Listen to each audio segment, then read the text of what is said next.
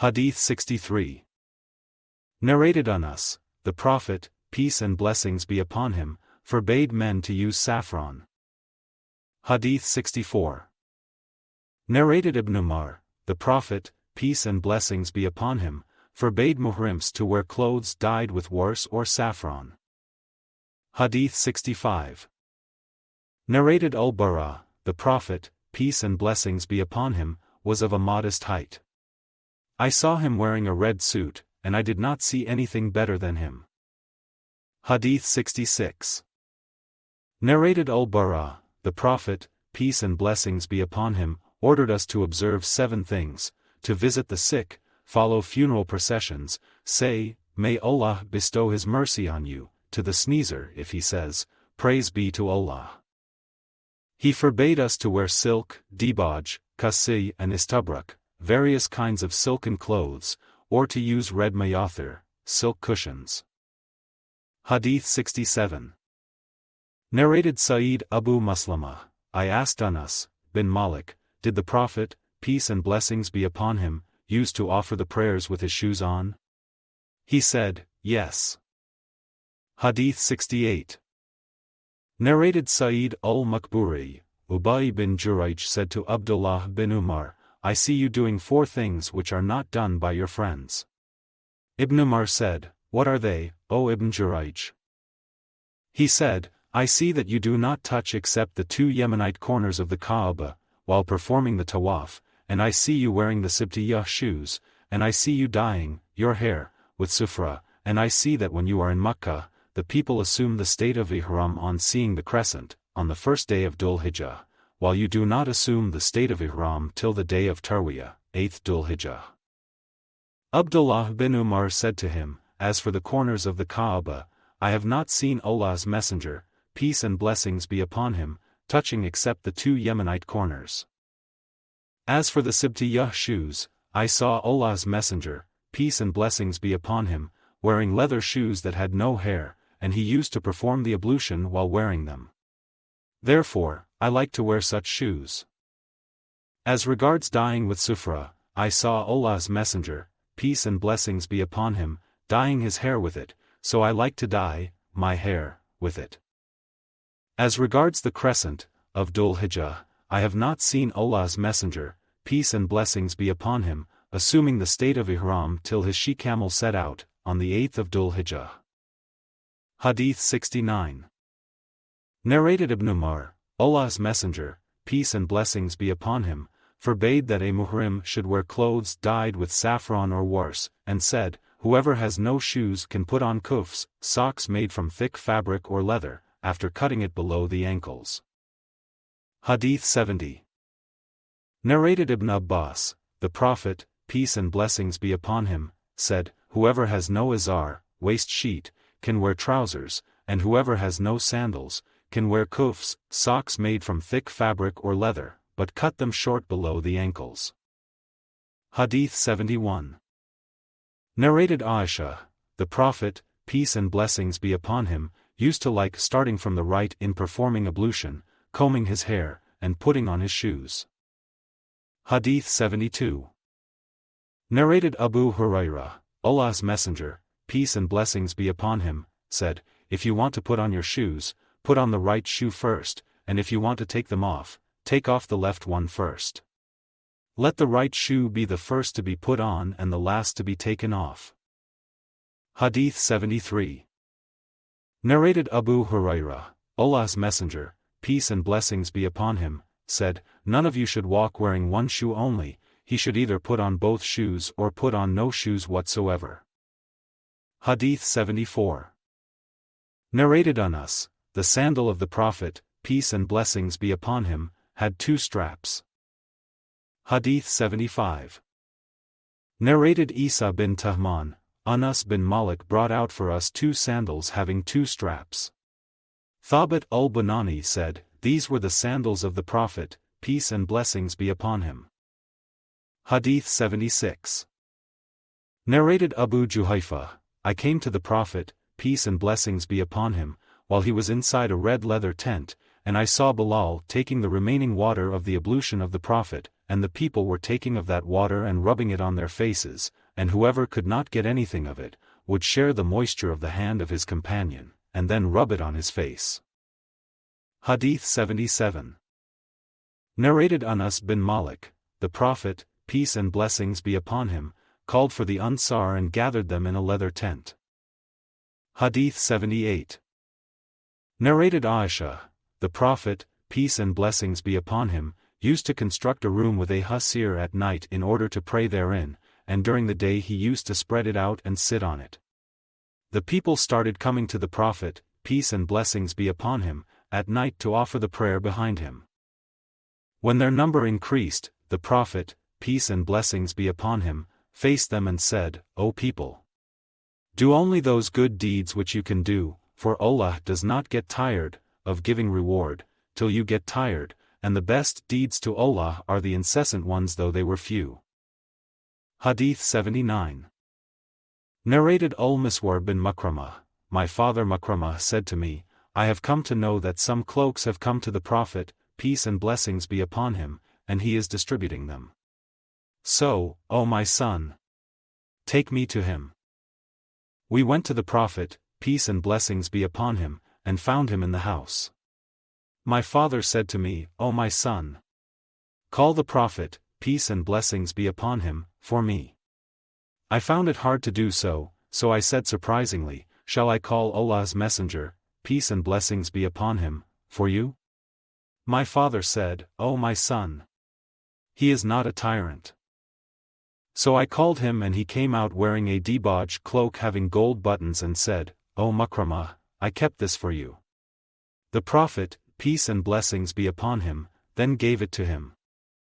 Hadith 80. Narrated Al-Bara bin Azib, the Prophet, peace and blessings be upon him, forbade us to use 7 things. He forbade using gold rings, silk, istabrak, dibaj, red mayathir, al-kasi, and silver utensils. He ordered us to do 7 other things: to pay a visit to the sick, to follow funeral processions, to say, May Allah be merciful to you, to a sneezer if he says, Praise be to Allah, to return greetings, to accept invitations, to help others to fulfill their oaths and to help the oppressed ones. Hadith 81. Narrated Abu Hurairah, the Prophet, peace and blessings be upon him, forbade the wearing of a gold ring. Hadith 82. Narrated Abdullāh, Allah's Messenger, peace and blessings be upon him, wore a gold or silver ring and placed its stone towards the palm of his hand. The people also started wearing gold rings like it, but when the Prophet, peace and blessings be upon him, saw them wearing such rings, he threw away that golden ring and then wore a silver ring. Hadith 83. Narrated Ibn Umar, Allah's Messenger, peace and blessings be upon him, wore a gold ring or a silver ring and placed its stone towards the palm of his hand and had the name Muhammad, the Messenger of Allah, engraved on it. The people also started wearing gold rings like it, but when the Prophet, peace and blessings be upon him, saw them wearing such rings, he threw away his own ring and said, I will never wear it, and then wore a silver ring, whereupon the people too started wearing silver rings.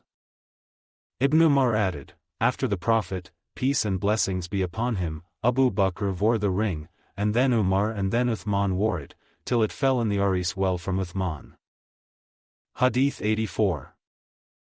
Narrated Abdullāh bin Umar, Allah's Messenger, peace and blessings be upon him, wore a gold ring, then he threw it and said, I will never wear it. The people also threw their gold rings. Hadith 85. Narrated Anas bin Malik, that he saw a silver ring on the hand of Allah's Messenger, peace and blessings be upon him, for one day only. Then the people had silver rings made for themselves and wore it. On that, Allah's Messenger, peace and blessings be upon him, threw away their rings as well. Hadith 86. Narrated Humayd, Anas was asked, did the Prophet, peace and blessings be upon him, wear a ring? Anas said, once he delayed the Isha prayer till midnight. Then he came, facing us, as if I am now looking at the glitter of his ring, and said, the people have offered their prayers and slept, but you have been in prayer as you have been waiting for it. Hadīth 87. Narrated on us, the ring of the Prophet, peace and blessings be upon him, was of silver, and its stone was of silver too. Hadīth 88. Narrated Sahih, a woman came to the Prophet, peace and blessings be upon him, and said, I have come to present myself to you, for marriage. She kept standing for a long period, during which period the Prophet, peace and blessings be upon him, looked at her carefully. When she stayed for a long period, a man said to the Prophet, peace and blessings be upon him, if you are not in need of her, then marry her to me. The Prophet, peace and blessings be upon him, said, have you got anything to give her, as mahar? The man said, no. The Prophet said, go to your house, and search for something. The man went and came back to say, by Allah, I could not find anything. The Prophet, peace and blessings be upon him, said, go again and search for something, even if it be an iron ring. He went again and came back saying, no, by Allah, I could not get even an iron ring. The man had only an izar and had no rida, upper garment. He said, I will give her my izar as mahar. On that, the Prophet, peace and blessings be upon him, said, your izar? If she wears it, nothing of it will remain on you, and if you wear it, nothing of it will be on her. The man went aside and sat down. When the Prophet, peace and blessings be upon him, saw him leaving, after a while, he called back and asked, how much Quran do you know, by heart? He said, I know such and such surahs, naming some surahs. The Prophet, peace and blessings be upon him, said, I marry her to you for the amount of Quran you know, by heart. Hadīth 89. Narrated Anas bin Malik, Allah's Messenger, peace and blessings be upon him, wanted to write a letter to a group of people or some non-Arabs. It was said to him, they do not accept any letter unless it is stamped. So the Prophet, peace and blessings be upon him, had a silver ring made for himself, and on it was engraved, Muhammad, the Messenger of Allah, as if I am now looking at the glitter of the ring on the finger, or in the palm, of the Prophet, peace and blessings be upon him. Hadīth 90. Narrated Ibn Umar, Allah's Messenger, peace and blessings be upon him, had a silver ring made for himself and it was worn by him on his hand. Afterwards it was worn by Abu Bakr, and then by Umar, and then by Uthman till it fell in the Aris well. On that ring, was engraved, Muhammad, the Messenger of Allah. Hadīth 91. Narrated on us, the Prophet, peace and blessings be upon him, got a ring made for himself and said, I have got a ring made, for myself, and engraved a certain engraving on it, so none of you should get such an engraving on his ring. I saw the glitter of the ring on his little finger. Hadīth 92. Narrated Anas bin Malik, when the Prophet, peace and blessings be upon him, intended to write to the Byzantines, it was said to him, those people do not read your letter unless it is stamped. So the Prophet, peace and blessings be upon him, took a silver ring and got Muhammad, the Apostle of Allah, engraved on it, as if I am now looking at its glitter in his hand. Hadīth 93. Narrated Abdullāh, the Prophet, peace and blessings be upon him, had a golden ring made for himself, and when he wore it, he used to turn its stone towards the palm of his hand. So the people too had gold rings made for themselves. The Prophet, peace and blessings be upon him, then ascended the pulpit, and after glorifying and praising Allah, he said, I had it made for me, but now I will never wear it again. He threw it away, and then the people threw away their rings too. Juwayriyah, a sub-narrator, said, I think Anas said that the Prophet, peace and blessings be upon him, was wearing the ring in his right hand. Hadīth 94. Narrated Anas bin Malik, Allah's Messenger, peace and blessings be upon him, took a silver ring and had Muhammad, the Apostle of Allah, engraved on it. The Prophet then said, to us, I have a silver ring with Muhammad, the Messenger of Allah, engraved on it, so none of you should have the same engraving on his ring. Hadīth 95. Narrated on us, that when Abu Bakr became the caliph, he wrote a letter to him, and stamped it with the Prophet's ring, and the engraving of the ring was in 3 lines, Muhammad in 1 line, Apostle in another line, and Allah in a 3rd line. Hadith 96.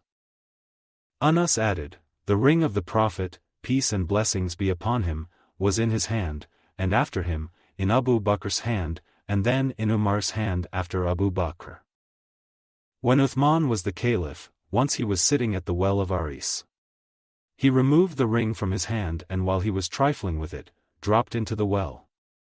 We kept on going to the well with Uthman for 3 days looking for the ring, and finally the well was drained, but the ring was not found. Hadith 97.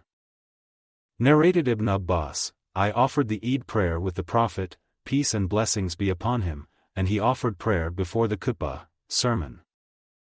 Ibn Abbas added, after the prayer, the Prophet, peace and blessings be upon him, came towards the rows of the women and ordered them to give alms, and the women started putting their big and small rings in the garment of Bilal. Hadith 98.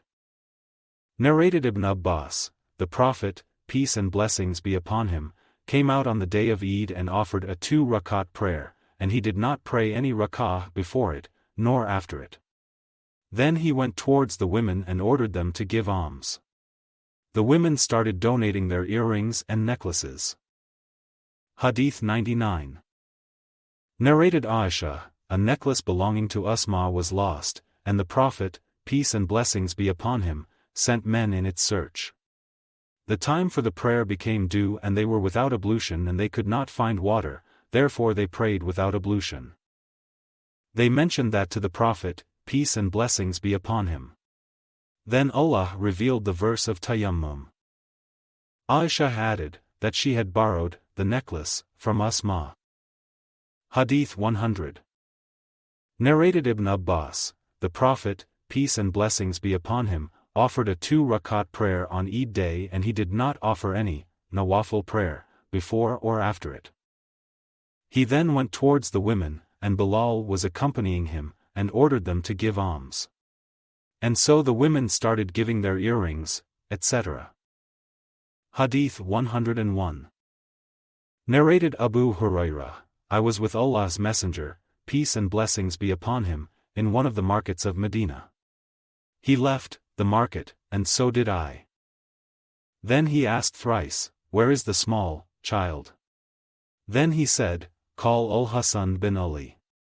So Al-Hasan bin Ali got up and started walking with a necklace of beads around his neck. The Prophet, peace and blessings be upon him, stretched his hand out like this, and Al-Hasan did the same. The Prophet, peace and blessings be upon him, embraced him and said, O Allah! I love him, so please love him and love those who love him. Since Allah's Messenger, peace and blessings be upon him, said that, nothing has been dearer to me than Al-Hasan. Hadith 102. Narrated Ibn Abbas, Allah's Messenger, peace and blessings be upon him, cursed those men who are in the similitude, assume the manners, of women and those women who are in the similitude, assume the manners, of men. Hadith 103.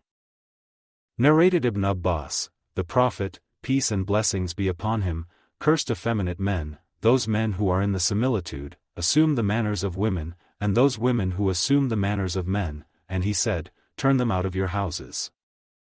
The Prophet, peace and blessings be upon him, turned out such and such man, and Umar turned out such and such woman. Hadith 104. Narrated Salama, that once the Prophet, peace and blessings be upon him, was in her house, and an effeminate man was there too.